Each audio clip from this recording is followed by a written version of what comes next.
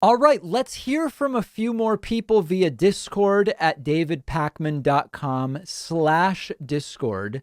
Let's go next to Alexander from something that starts with PAL. I can't, it's cut off. Where are you from, Alexander? Um, I'm from a town called Palm Coast. Okay, Palm Coast. Good. And What's on your mind yeah, today? it's in Florida. Gotcha. And by the way, I've never been on the air before, so I'm kind of nervous. Oh, don't worry. You're doing great. What's on Um, your mind? hey, I wanted to come to ask you something, see if you could personally answer this. Um, um, you know, it's about these news networks that everyone talks about. Yeah.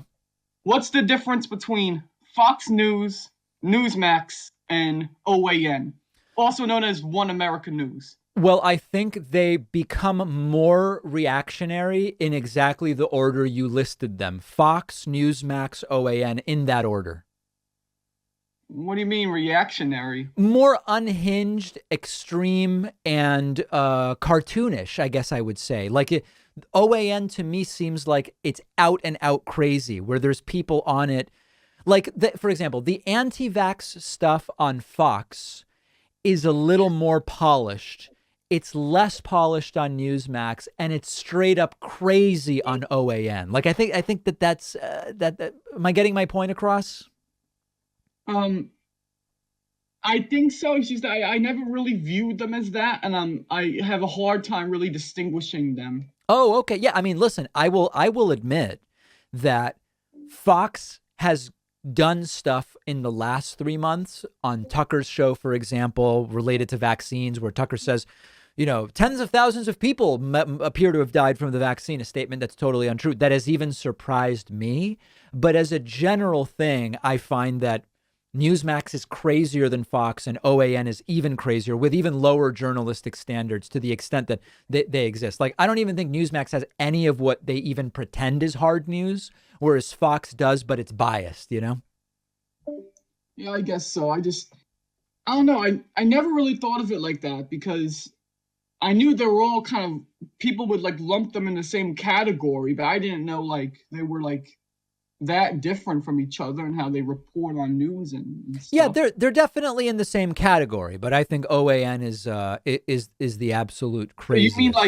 You mean Fox News is the quote unquote mildest, and Yes, then One American News is the most unhinged, the most off the walls, bonkers news channel. that's how I would put it. Yeah. Hey, Alexander, I know you said you're in Florida. Are you from New York originally? What the? Sorry, what? So I said what the, because my whole family is. Oh, okay. Yeah, no, you just have a very noticeable New York accent, and you sound like Michael Cohen. Really? Yeah. Yeah. That's interesting to know. Yep. I'm pretty sure that was it. Actually, I'm gonna make this very, very quick.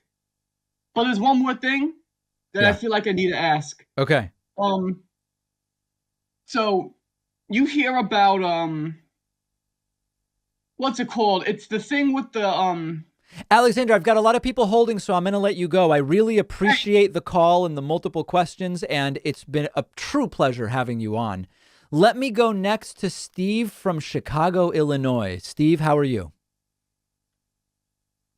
I'm doing good. How are you? I'm doing Oh, well, sorry, thanks. not supposed to ask that. My What's bad. on your mind? No, I asked you. It's okay.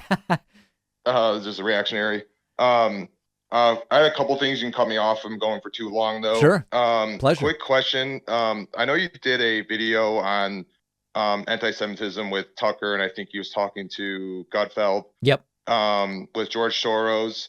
I felt like you were just kind of saying it was anti-Semitic for saying stuff they didn't like what George Soros was doing. I don't know if you can explain it a little better. It kind of seemed like they were kind of talking about how he uses money, and then that's anti-Semitic.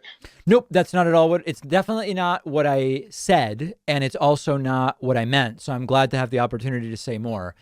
George Soros at this point is basically a placeholder boogeyman is it boogeyman or bogeyman? I'm not actually, do you know which it is?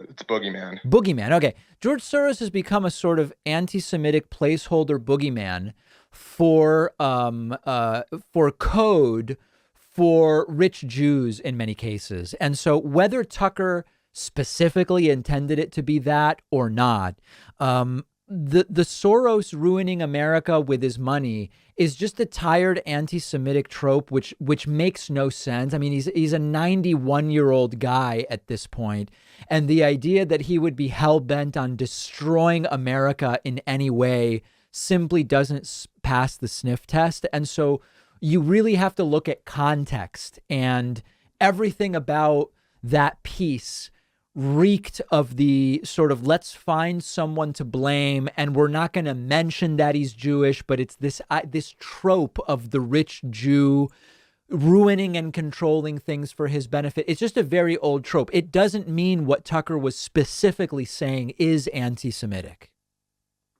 Okay. I mean, I guess I can kind of see what you're saying. I guess I don't think that segment was too anti-Semitic, and I was wondering. No, and that's the thing is you have to that it's by design that if it coded language and coded tropes are designed where if you don't know the milieu within which it exists, you wouldn't see it for what it is a part of. I get the coded language. I just don't think they were like using coding language in that scenario there. I guess I just disagree with you on that. Yes, but, I don't mean literally language. I don't mean literally language. Anti-Semitic. Okay.